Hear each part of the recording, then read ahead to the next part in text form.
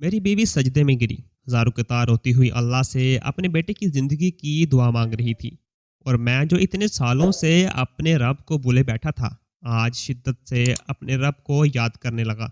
सच कहा, किसी ने मुसीबत के वक्त अल्लाह और माँ ही याद आते हैं।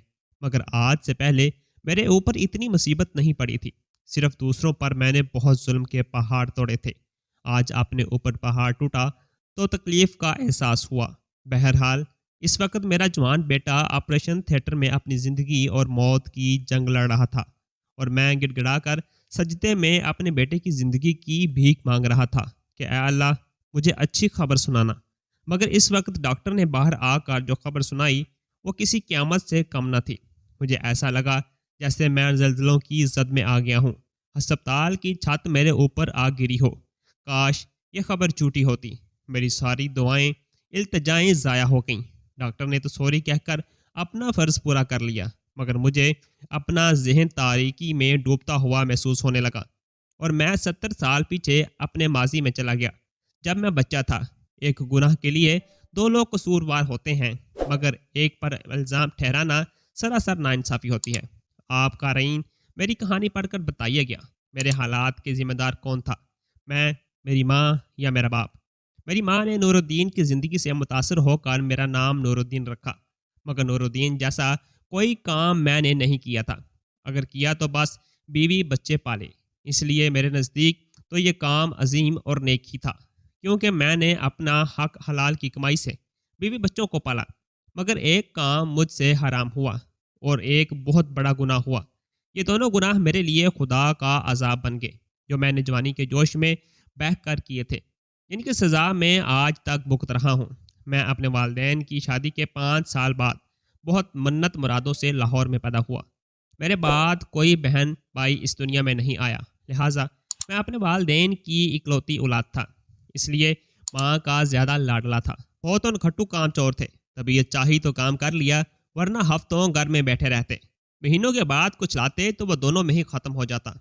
महीने के बाकी दिन वो घर में चारपाई तोड़ते या गालम गलोच करते, मार कटाई करते रहते। हालांकि मेरा बाप अपने एक दोस्त की दुकान पर जनाना कपड़ों की सिलाई का काम करते थे और बहुत अच्छे कारीगर मशहूर थे। पूरी मार्केट में इनका कोई सानी नहीं था। इनके दोस्त का इस ज़माने में चलता कारोबार था। अगर वो चाहते तो अपनी कमाई से बीवी बच्चे तो क्या, बहुत अच्छा घर बना सकते थे।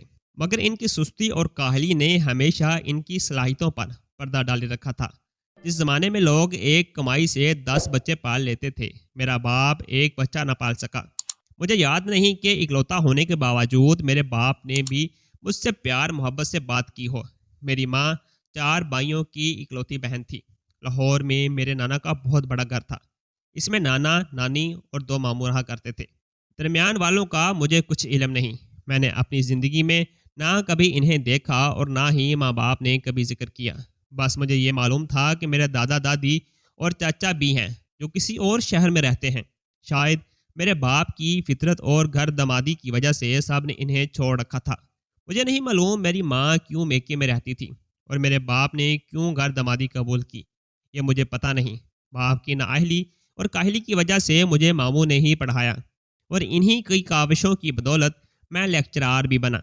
मगर मैंने कभी मामू का एहसान नहीं माना। इसकी सबसे बड़ी वजह मेरी माँ थी। उन्होंने शुरू से ही मेरी तरबियत गलत अंदाज से की थी।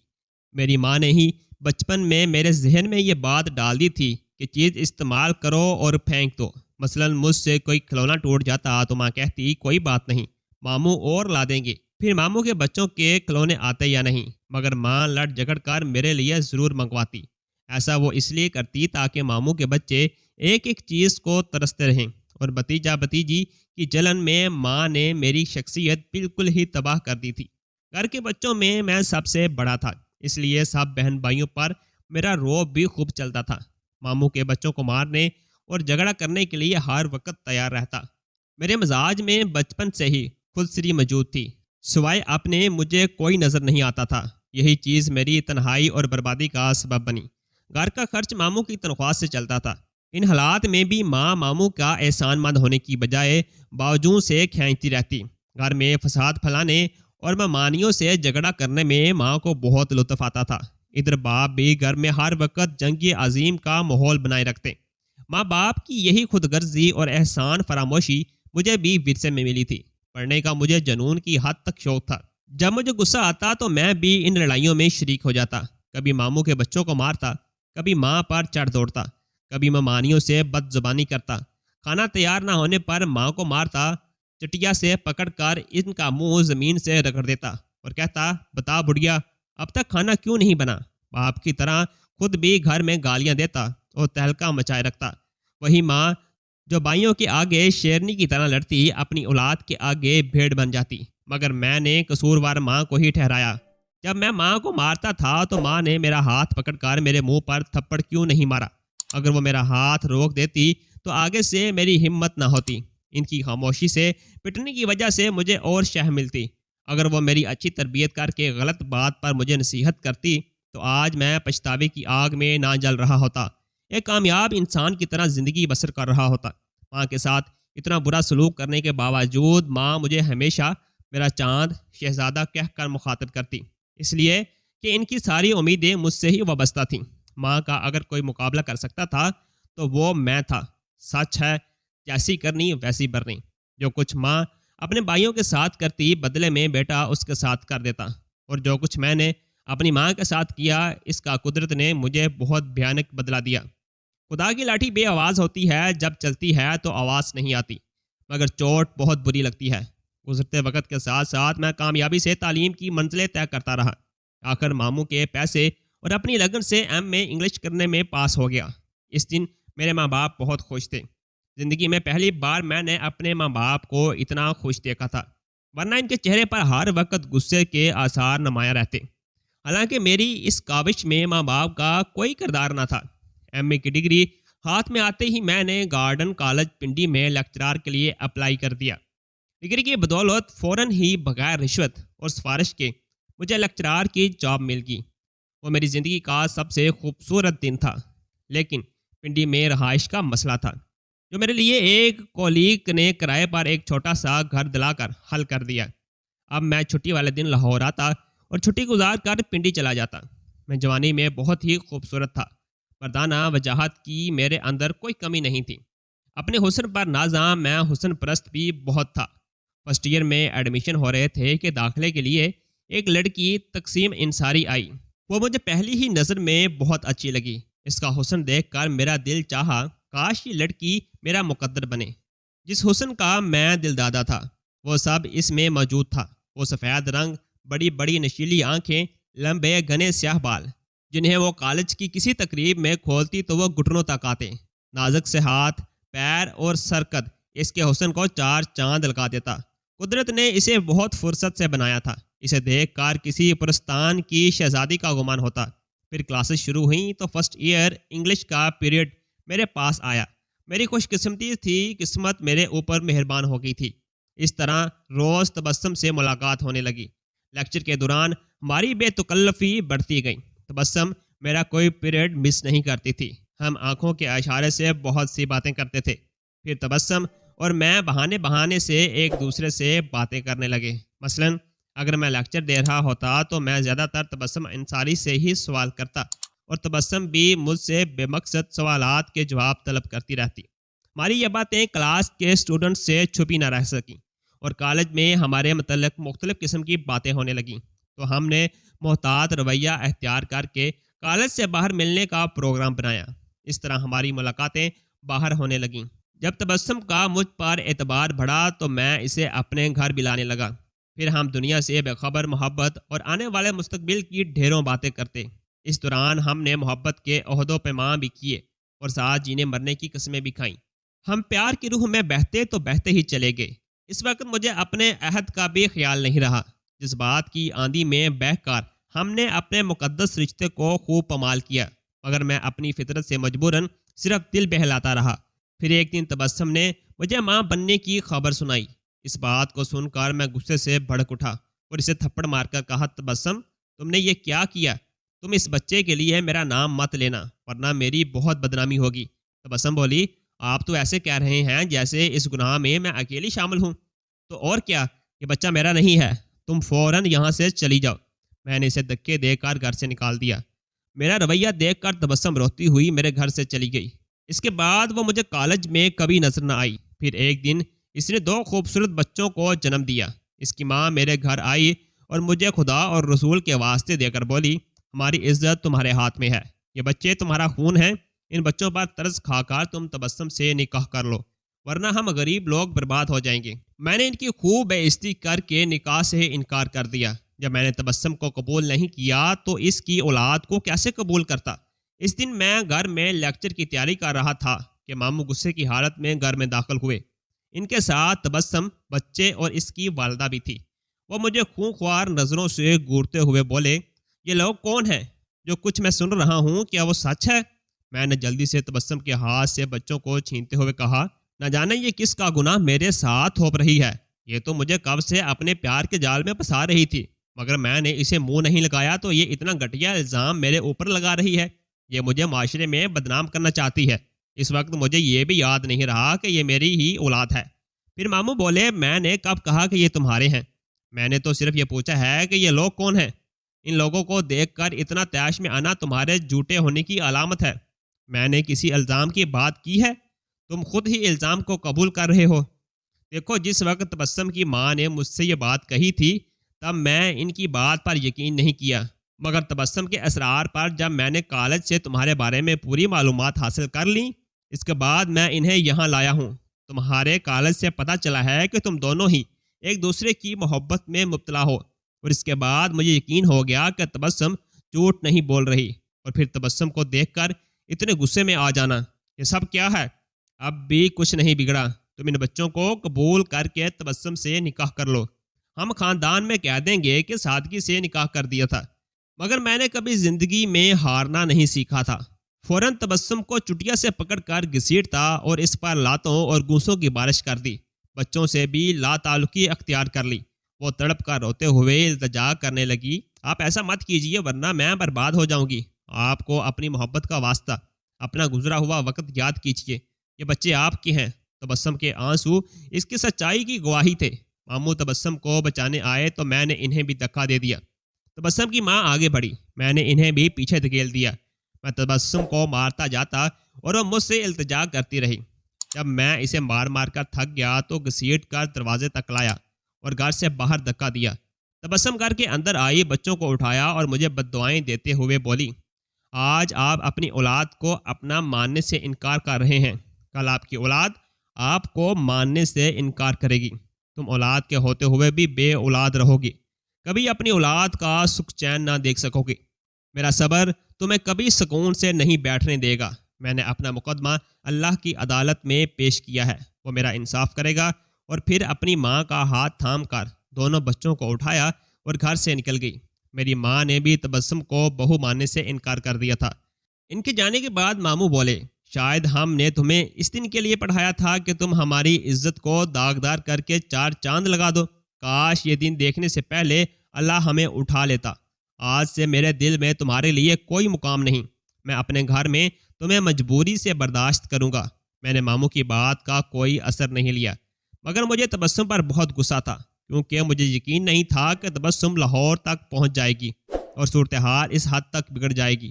میں نے تو تبسم کو عزت سے پانے کی چاہت کی تھی، مگر نہ جانے کیسے ہمارے درمیان شیطان آ گیا اور ہم دونوں ہی انسانیت کے درجے سے گر گئے اور حالات ایسے بگڑے کہ بات رسوائی تک آ گئی۔ آج مجھے تبسم کی ویران آنکھیں یاد آتی ہیں تو میں بے چین ہو جاتا ہوں۔ کاش میں اس وقت تبسم اور بچوں کو قبول کر لیتا تو آج زندگی کی کہانی ہی کچھ اور ہوتی۔ اس واقعے کے بعد میں کالج گیا تو کالج میں میری خوب جگ ہنسائی ہوئی۔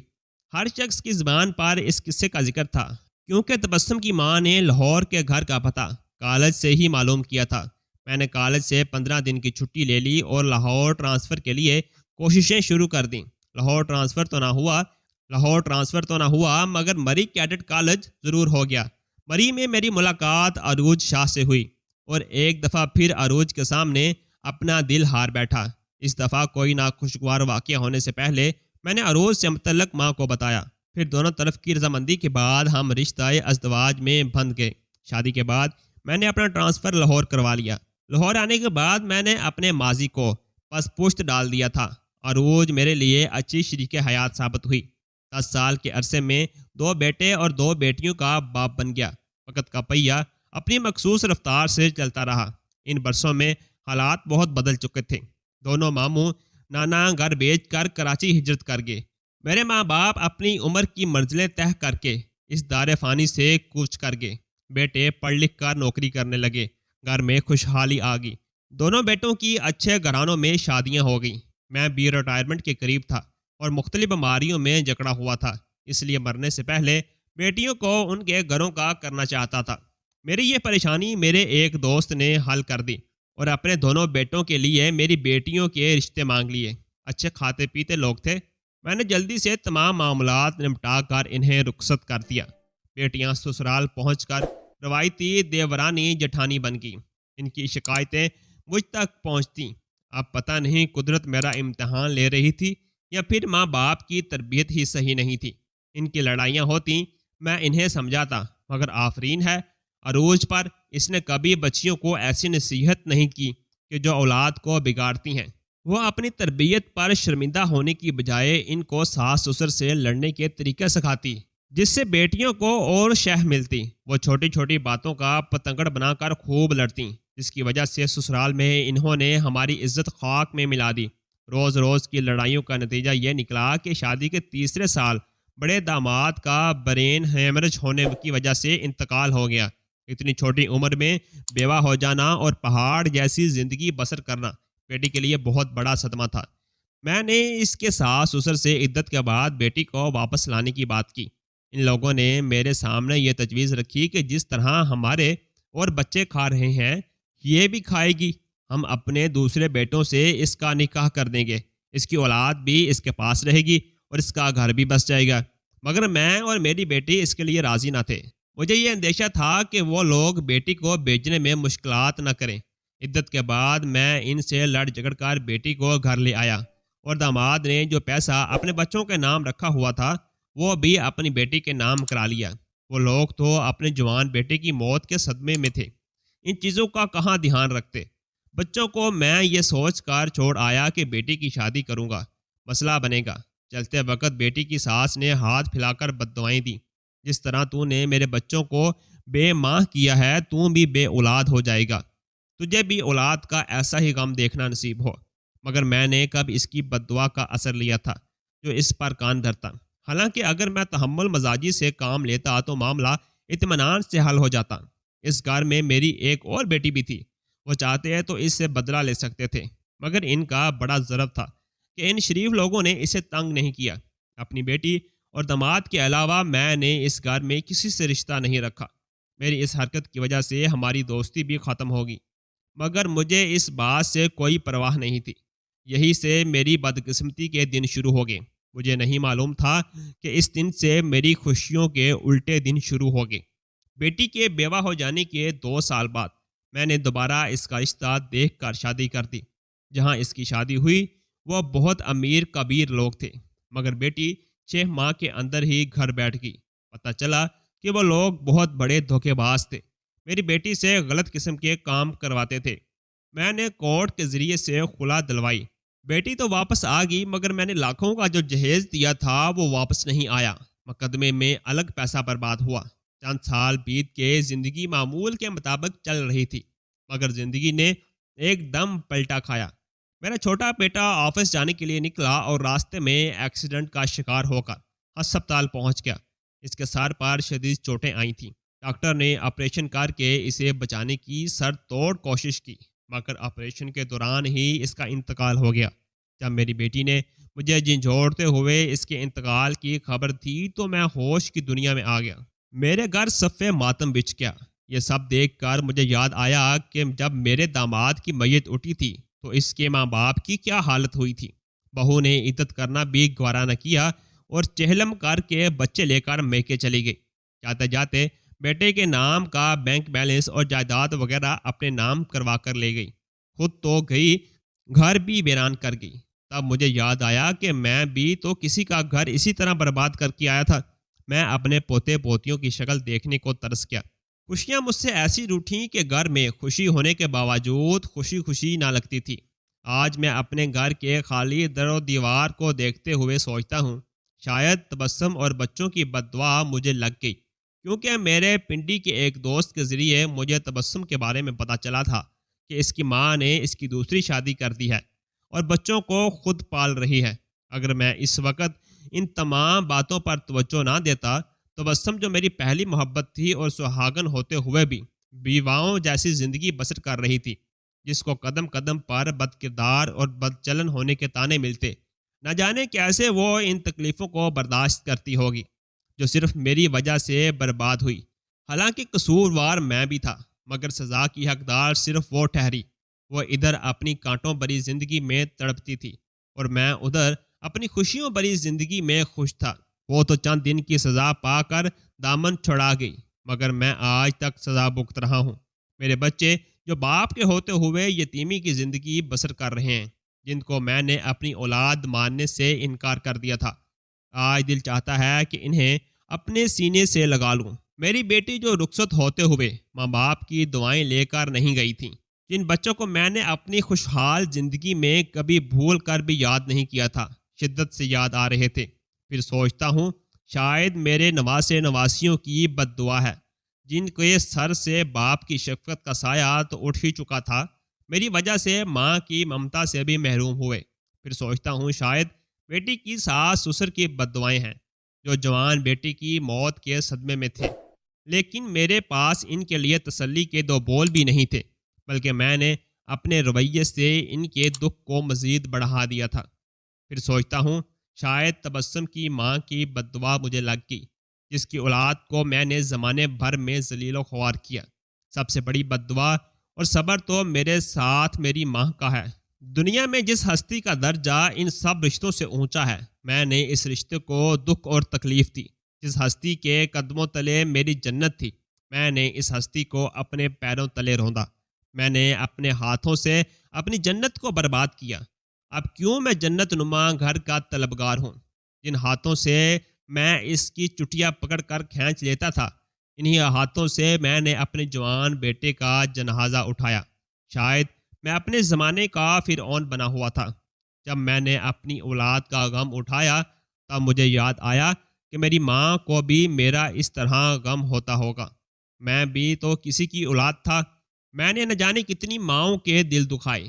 بد دعا سے زیادہ صبر خطرناک ہوتا ہے۔ بد دعا تو کوئی ماں اپنی اولاد کو نہیں دیتی، میری ماں بھی نہیں دیتی ہوگی، مگر خاموش رہ کر صبر تو کرتی تھی۔ اس کی چپ مجھے لگ گئی۔ کاش وہ مجھے منہ سے بد دعا دے دیتی، مگر خاموش رہ کر صبر نہ کرتی، تو آج میری زندگی کانٹوں سے لیس نہ ہوتی۔ لیکن اس کی خاموشی ہی مجھے اور شہ دیتی تھی۔ اولاد نہ ہونے کا ایک غم اور ہونے کے ہزاروں غم ہوتے ہیں۔ میں بھی بے اولاد رہتا تو صرف ایک دکھ جھیلتا، مگر اللہ نے مجھے صاحب اولاد اس لیے کیا تاکہ میں ابھی جان سکوں کہ اولاد کا غم کیا ہوتا ہے۔ کہتے ہیں جیسا تم اپنے ماں باپ کے ساتھ سلوک کرو گے، تمہاری اولاد بھی تمہارے ساتھ ویسا ہی برتاؤ رکھے گی۔ میں اولاد کی سزا سے تو بچ گیا، مگر قدرت کی سزا سے نہ بچ سکا۔ اللہ نے اولاد نہ دے کر تو مجھے سزا نہ دی، مگر گھر کی خوشیاں چھین کر مجھے میری اوقات یاد دلائی۔ اگر میں ان سب کی بد دعاؤں سے بچ بھی جاتا تو ماں کے صبر سے کیسے بچ سکتا تھا؟ آج میں 80 سال کے قریب ہوں۔ اس عمر میں میں نے جوان اولاد کی موت کا صدمہ جھیلا، 2 دفعہ میری بیٹی کا گھر اجڑا۔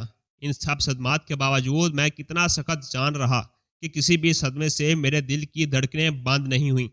انسانوں میں بھی میں نے بہت سی نشیب و فراز دیکھیں، اور نہ جانے کس کس کو میں نے برباد کیا، اور صرف ایک اللہ نے مجھے برباد کر دیا۔